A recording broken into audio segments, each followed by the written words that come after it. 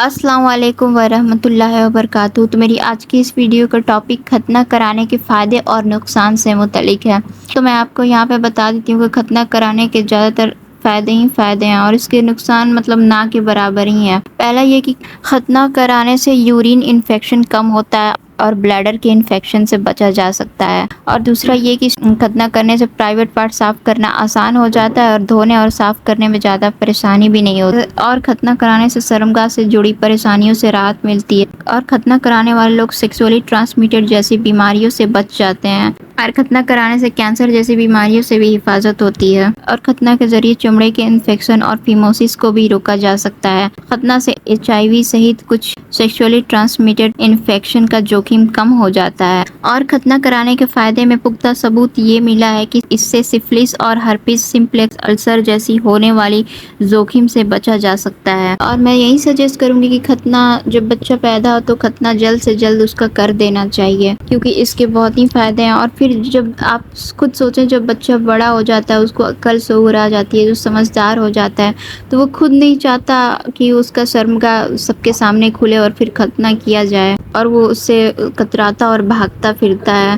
اور ہمارے انڈیا کا تو کیا ہی کہنا ہے کہ یہاں تو ختنہ بچہ 7 سال 8 سال 9 سال 10 سال کا ہو جاتا ہے، اس کے بعد ہی لوگ ختنہ کرتے ہیں۔ دیکھیں، اللہ سبحانہ تعالیٰ نے بچوں میں ایسی صلاحیت دی ہے کہ اس کا ختنہ پیدا ہوتے کے ساتھ بھی کیا جا سکتا ہے۔ ہاں، یہ اور بات ہے کہ اگر میڈیکلی کوئی پرابلم ہے تو ڈاکٹر اگر کہے کہ ابھی ضرورت نہیں ہے تو کچھ وقت کے لیے ہم اس کو ڈیلے کر سکتے ہیں۔ میں تو یہی کہوں گی کہ ختنہ کرانے کے بہت ہی زیادہ فائدے ہیں۔ کیا آپ کو پتا ہے کہ نبی کریم صلی اللہ علیہ وسلم نے حسن اور حسین رضی اللہ عنہ کا ختنہ 7ویں دن کیا تھا، اور نبی کریم صلی اللہ علیہ وسلم کا ختنہ خود 7ویں دن ہوا تھا۔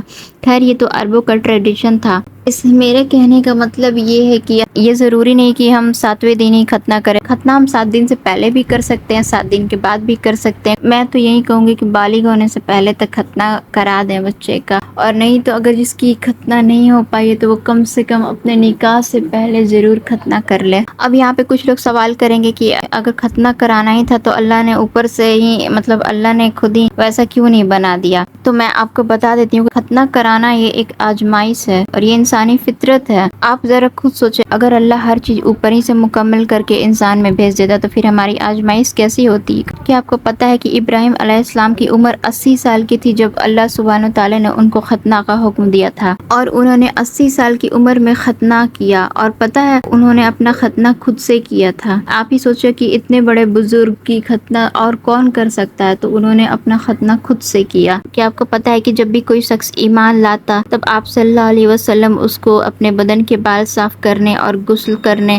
اور پھر ختنہ کرنے کا حکم دیا کرتے تھے؟ تو اب میں آپ کو یہاں پہ ختنہ کرانے کے کچھ میتھڈز بتا دیتی ہوں۔ ختنہ کرانے کا سب سے ایزی اور سمپل طریقہ یہی ہے کہ بچے کی اسکن کو بلیڈ کے ذریعے کاٹ دیا جائے۔ پہلے کے وقت میں تو ایسا ہوتا تھا کہ جو گھر کے بڑے ہوتے تھے وہیں بچے کا ختنہ کر دیتے تھے، یہاں تک کہ دائیاں بھی خود ختنہ کر دیا کرتی، اور گھر کی عورتیں بھی بچوں کی ختنہ کر دیا کرتی تھیں۔ کچھ میتھڈ ایسے ہیں جس میں مشین لگائی جاتی ہے، جن کو اوائڈ کرنا زیادہ بیٹر ہے، کیونکہ اس میں ایکسیڈنٹ کے چانسز بڑھے ہیں اور لوگوں کو اس کا نقصان بھی ہوا ہے۔ ایسی رپورٹس آئی ہیں کہ جو مشین والا سسٹم ہے اس میں بچوں کی جلد کے ساتھ ساتھ دوسرے پارٹس بھی کھینچ لیا ہے، جس سے کافی نقصان بھی ہوا ہے۔ میں یہاں پہ یہ نہیں کہہ رہی ہوں کہ مشین سے ختنہ کرانا حرام ہے، بس یہ کہہ رہی ہوں کہ اوائڈ کرنا بیٹر ہے، کیونکہ اس میں ایکسیڈنٹ کے چانسز بڑے ہیں۔ اور ختنہ میں ڈاکٹر کے ذریعے اینستھیسیا بھی دیا جاتا ہے، جس میں ڈاکٹر ہلکی سی اینستھیسیا دیتا ہے اور بچہ جیسے کہ سوتے ہوئے جاتا ہے اس کو،